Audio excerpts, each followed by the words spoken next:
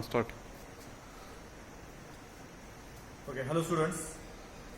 Today I am going to explain you the measurement of performance of the IC engines, and today we will see the different equipments which are used to measure the performance parameters for the engine.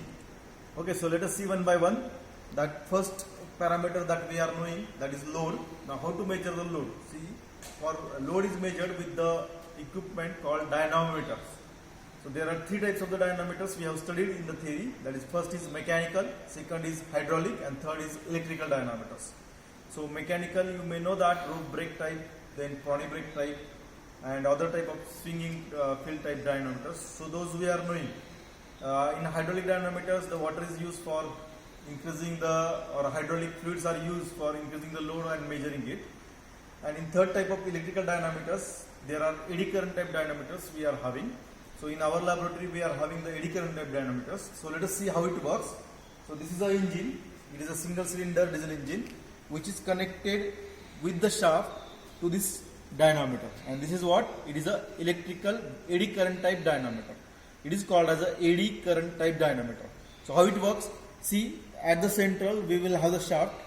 It is having the shaft, and on the shaft there is the magnetic field is created. Okay, so magnetic field is created. Now all of you are knowing that how the magnetic field is created. By passing the current through that coils, magnetic coils, you will create the magnetic field. And the shaft is having one rotor. So due to that rotation of the shaft, the magnetic field will cut. And as the magnetic field is cutting, you are knowing that according to the Faraday's law, there will be creation of the current. And that currents are the eddy currents in this case. So when that EMF is generated, that EMF will try to oppose the motion of the shaft, and that will provide the force, opposing force to the engine. Okay, so that is the simple principle we are having for the eddy current type dynamometers. So in eddy current type dynamometers, when you want to change the load or the force which we are applying on the shaft of the engine, we can change the EMF intensity. EMF intensity can be changed by changing the magnetic field intensity, and that can be changed by changing the current through these magnetic coils. So simple principle is there that changing the current, you can apply the load on the engine. So that is the principle of eddy current dynamometers. Now how to measure it? So for measuring purposes, you can measure the current and you can calibrate it in form of the load. That is one way. Another way is here, that is we are having the fixed we can say that casing of that dynamometer, and rotor is rotating. Now see, when you are applying the force on the shaft, there will be equal and opposite force on that magnetic coils are also there, and the casing is also there. So equal and opposite force will act on that casing, that will try to rotate, and now that rotations are restricted with this load cell. So you can see that here is the load cell. With this load cell, that rotations are restricted, and whatever the tensions are there in this load cells are there, those are measured in the terms of the resistance or EMF through that, and that can be seen over here. Okay, you can see that there is a load. Right now it is 2.4 is showing you. So if I change the some rotations of this, you can see that there is deflection of these readings. Can you see that? So it is becoming 2.5. Just I am pressing this dynamometers. Due to that, it is going to change. Okay. So likewise, you can, with the help of this load cell, you can measure the load in the form of kgs in this particular experiment. So this is a load measurement. You can have the eddy current type dynamometers for this. Please remember it. Then second parameter is there. That is what? The speed. So how to measure the speed of this engine? Now you can have the tachometers for measurement of the speed, but in this case we are having the magnetic pickup method for measurement of the speed. So for that purpose, this encoder is placed here. You can see that when it will rotate, it is having the magnetic pulses, and that are generated. Those are given to this instrumentation part, and that RPMs you can measure here. So you can say that piezo power unit is mentioned here. So piezo electric pulses are generated, and that are counted here for per minute. So those are measured with the magnetic pickup method. So that is the second parameter, speed of the engine, how to measure. Okay. Then now let us go for the third parameter, that is fuel measurement. So how to measure the fuel? So as I have explained during the lecture that there are two methods. One is volumetric method and second is gravimetric method. So when you measure the mass of the fuel, then that is called as a gravimetric method. When you measure the volume flow rate of the fuel, then that is called as a volumetric method. So in this case, we are having both cases. So let us see the both one. The first one is volumetric analysis. So how to do that volumetric measurement? For that purpose, we are having this burette. You can see that this burette is there. The burette is there and there is a two-way cock. Okay, three-way cock we can say. So when you keep it on the tank side, then the fuel from the tank is coming in this burette and then it is given to the engine. So when you keep this knob on the tank side, it means that the fuel from the tank, which is at the top of this test rig, is coming in the burette and it is filling the burette, as well as the engine is running from this fuel only. So it is not going to disturb the level in the burette. Okay, but when you keep it on the measuring side, then the fuel from the tank will be stopped. If you keep it this knob towards the measuring side, the fuel coming from the tank will be stopped and engine will consume the fuel from this burette only. So engine will take the fuel from this burette only, and you can see that there are some scales. You can see that scales is there. So this is 1.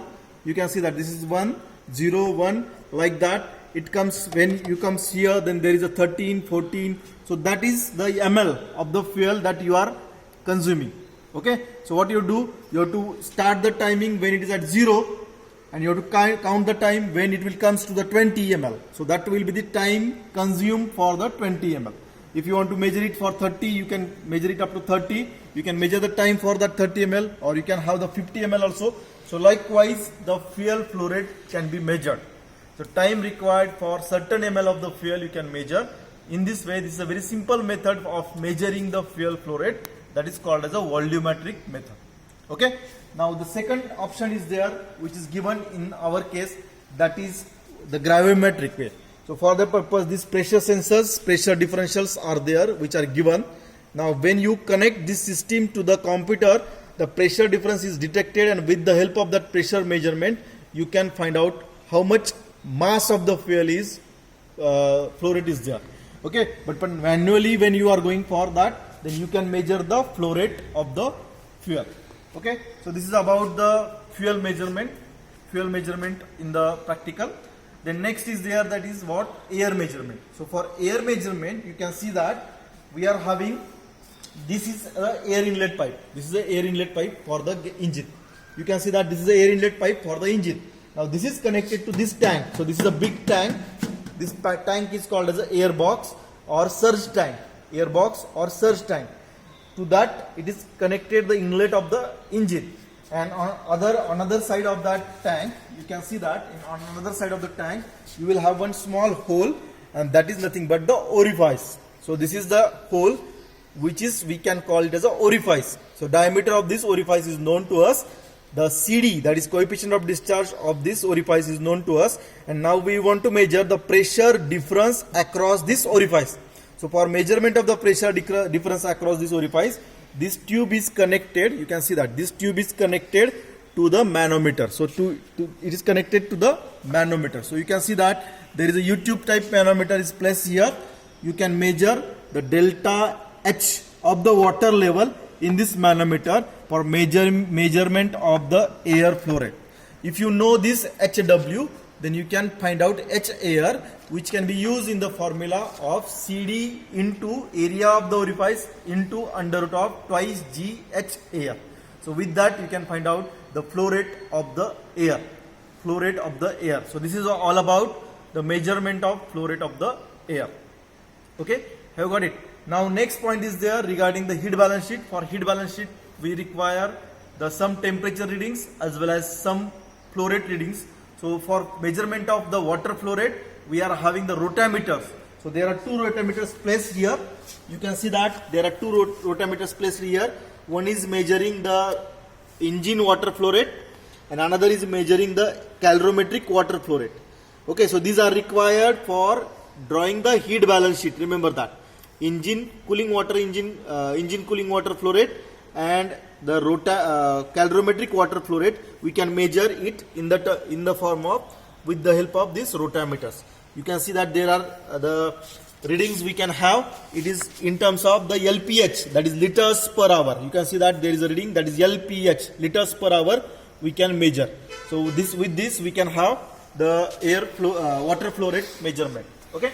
Then next we are having the different temperature sensors placed at the different places, and with that temperature measurement we can measure it in the form of the voltage. Remember that we are using the thermocouples and transducers which are giving you the voltages across that thermocouples.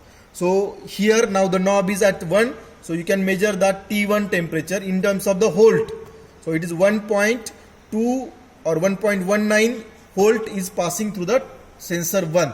Now see, this voltage can be converted it by multiplying the factor, that is V minus 1 into factor. So suppose we are having the V as 1.2, then you can say that 1.2 minus 1, that is multiplied by the factor. Factors are given here: 25 for T1, 25 for T2, 25 for T3, 25 for T4, and 300 for T5 and 300 for T6.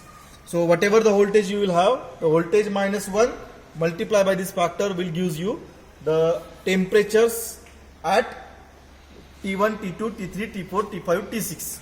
So likewise you can measure the temperatures. So this is all about the measurement of the different parameters in the IC engine testing. Thank you.